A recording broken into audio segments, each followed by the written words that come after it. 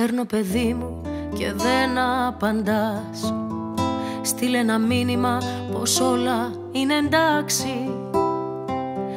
Να μου προσέχεις κι αν πεινάσεις να φας. Έχω στην τσάντα σου τυρόπιτα φυλάξει. Έλα Ιορδάνη, ο πατέρας σου καλεί. Βάγει Εσπύρο, Αναστασία, Ιφηγένεια. Κοίτα πως κλείνει ετούτη η γιορτή. Κορμιά και σίδερα καυτά γίνανε ένα. Πως έγινε έτσι ο πόνος ξαφνικά και δεν χωράω στο μπλουζάκι που σου πήρα. Φοράω το τζιν σου, την κολόνια, τα γυαλιά. Μήπως και πάρω κάτι απ' τη δική σου μοίρα. Η Intercity συγκρούστηκε με εμπορικό τρένο με αποτέλεσμα 3 βαγόνια να εκτροχιαστεί.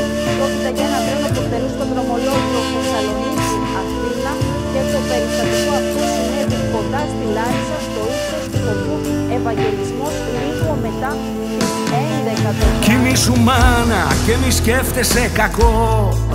Είναι μπλεγμένες οι γραμμές και θα αργήσω. Στου ουρανού τις ράγες τώρα θα κυλώ. Συγγνώμη που δεν πρόλαβα να χαιρετήσω. Εδώ επάνω έχει σήματα πολλά. Έχει χαμόγελα και φώτα για τον δρόμο. Δεν έχει υπεύθυνους, τούνελ και κλειδιά. Που το καθένας έχει το δικό του νόμο.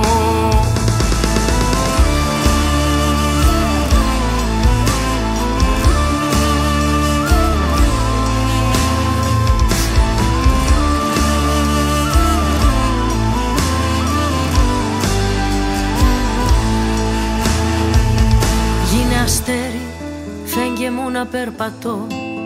Στο όνειρό μου έλα λίγο να τα πούμε. Τότε που ήσουνα μικρός να θυμηθώ. Πίσω από γέλια και αταξίες να κρυφτούμε. Σώπασε μάνα και μη γίνεσαι πληγή. Και εσύ πατέρα πες της κάτι να γελάσει. Θα έρθω απόψε να σας δώσω ένα φιλί. Δεν τρέχει τίποτα, ζωή είναι, θα περάσει. Τώρα είναι νύχτα, μα η αυγή είναι κοντά. Άσε στον ήλιο, έστω μία χαραμάδα. Δεν ήρθα μόνος εδώ πάνω, δεν κλεφτά. Σ' αυτό το τρένο ήταν όλη η Ελλάδα.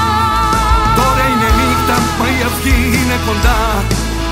Άσε στον ήλιο, έστω μία χαραμάδα. Δεν ήρθα μόνος εδώ πάνω ούτε κλέφτα. Σ' αυτό το τρένο ήταν όλη η Ελλάδα.